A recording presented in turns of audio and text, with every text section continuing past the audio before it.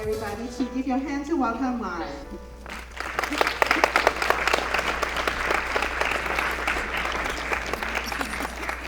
Thank you so much. It's so great to be here. I was really looking forward to this event. I was sharing earlier that I started as a feminist, and so this is all where I feel comfortable. No offense to any guys out there. But I have a confession. As long as I can remember, I have been obsessed with maximizing impact for the better. So obsessed that I have put my career on the line more than once to, increase that impact if that would help, which it did. And I've tried many different ways, many different pathways to figure out how I can increase the impact, and I learned a lot of things along the way. A few of the highlights were I got out of college and I started writing poetry, and I did graphic design, and I did some local organizing, started a nonprofit, and that was great, but it was the limited reach was limiting the impact.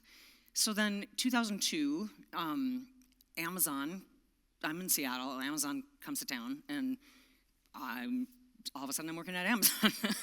But I thought, maybe I can use user experience design combined with the power of a massive corporation to have global impact. And I did definitely have impact. I changed Amazon for the better in so many ways, made it more accessible, made it more usable.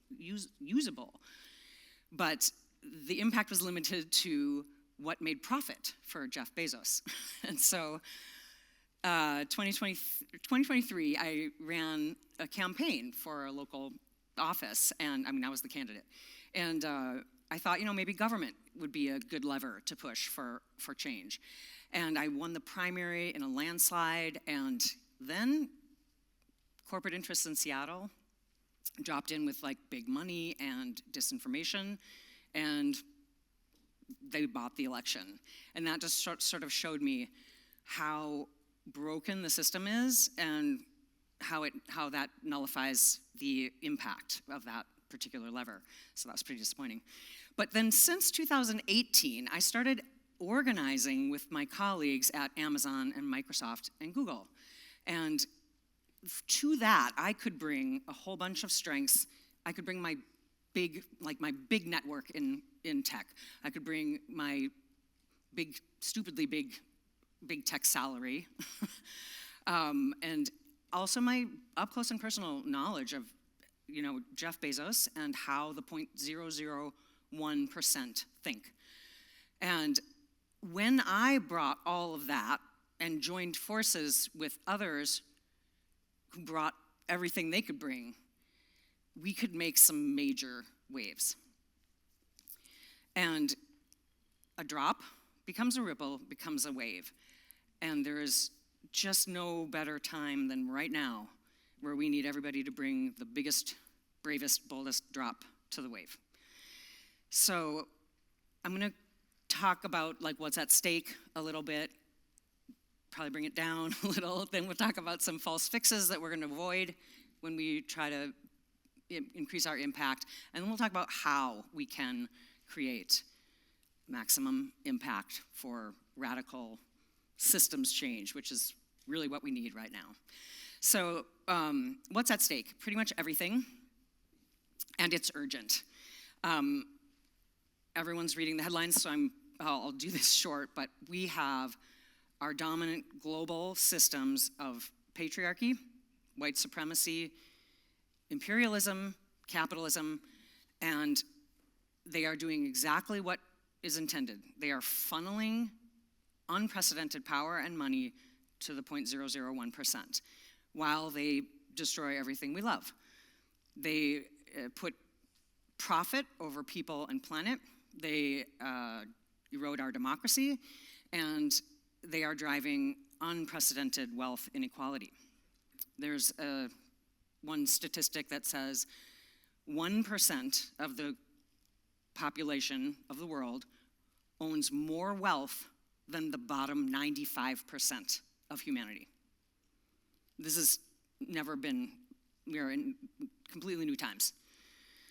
And so it's bad, but it's also really urgent because civilizations last 300 years and we're at 250.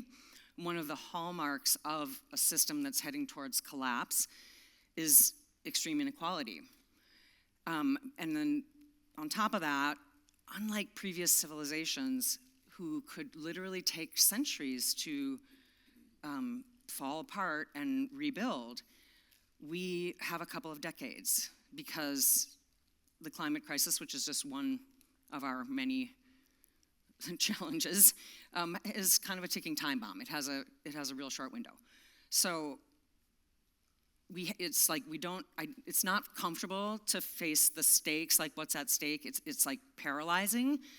But if we don't face reality, then we won't be able to act with the level of urgency and scale that we need to address this polycrisis that we're in right now. So that's what's at stake. Now I'll just go through a couple fast fixes or false fixes to avoid some of the things that, I've done and a lot of us do that kind of don't move us forward. So top 3 would be we put Band-Aids on bursting dams. So we're running around doing all this stuff and it's not helping, and we're kind of wondering why are we never seeing any change? We do, here's another new technology, here's another startup, here's another more policy proposals. But if we don't address the underlying systems, if we don't flip those underlying destructive systems, status quo will win every time. Number 2, we skip strategy. So you can mobilize a whole bunch of people and you have no strategy, and you get something kind of like, Occupy Wall Street. It was huge, but it was, a ton of people, but then kind of not a lot of lasting impact. If you mobilize a few people, which can be done if you got the right people, but no strategy, a couple people get fired. That was part of the plan, so it's different, but get fired, go to jail, and nobody hears about it, nobody notices, nobody cares, and no change. So, got to do the strategy, and then the final third one is we fall for the power playbook. So power holders have a playbook, and it is to divide us, to distract, to disinform, to give us a false sense of influence, and to weaponize wealth. And I fell for that myself. I was at Amazon, and I was their first principal user experience designer, and I had to have an idea and, to make Amazon better, and boom, it would happen. And I felt like I'm really on the same team with Jeff Bezos and the execs, until I started pitching ideas for sustainability over profit. And then it was just crickets. And I couldn't figure out what was happening until I realized, I fell for that illusion of influence. I never had any power. I never had any influence. No amount of an awesome pitch was going to get them to do something they didn't want to do because they had all the power and I had none. So that's what's at stake, the false fixes. Now let's talk about the empowering stuff and how we are going to mobilize for maximum systemic impact. So we need to build a countervailing force to this massively, unprecedentedly powerful 0.001%. And history shows that the most powerful way to get the radical systems change that we desperately need is nonviolent, strategic, collective action. It's twice as effective as armed conflict, and the change that it brings will be longer lasting. And you can see there's so many examples in history, but just some big ones would be women's suffrage, civil rights, the labor movement, marriage equality. So I have my own experience there that was more positive than the first one. In 2018, I started organizing with my colleagues at Amazon. And because I was so frustrated with, I had kids, and it's like, Amazon is the poster child for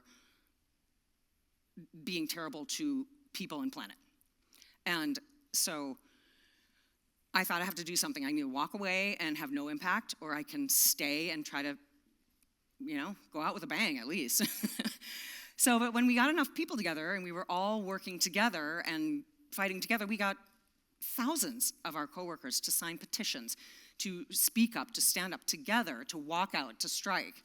And those actions got Amazon's climate pledge, better conditions for warehouse workers, and even the $10 billion Bezos Earth Fund. So when we get together, people power works, and that's impact. So you might say, how do we do that? How do we do that now? And I say, my first thing, if I want you to walk away with one thing today, change your me to a we. We need communities of care and action. As human beings, the human beings that survive difficult events have the best social networks. We are happier and healthier and stronger when we're in close-knit communities. So go out into your community, join a mutual aid network or start one. Go to the PTA meeting, talk to your neighbors. Try to find common ground and listen. This is what we need to be doing.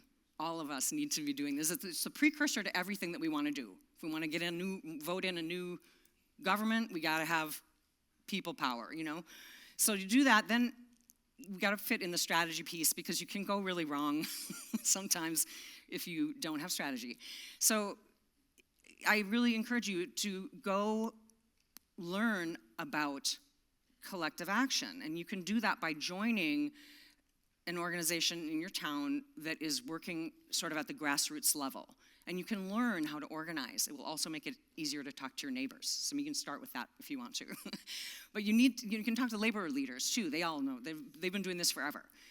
How to organize for power, for people power. And then go bigger.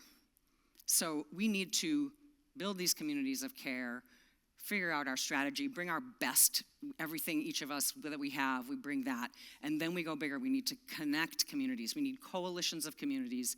We need to build a really big tent, and that might mean reaching across the aisle, and that's what we need to do. And you know what? At the end of the day, we're all people. We have the same hearts, the same hopes, the same pain, unless you're part of the 0.001%. Who is digging luxury bunkers and building escape rockets. So that's the real fight. It's not left versus right anymore. It's top versus bottom. It's the 0.001% against all of us if we want to have a different world than we have right now. So in closing, I know that that's a bit heavy, but we can't waste any more time with denial. And you can overcome fear by getting mad first. So go ahead and get mad that there's a handful of white guys that are stealing your children's future. That's how I think about it. That's what makes me mad.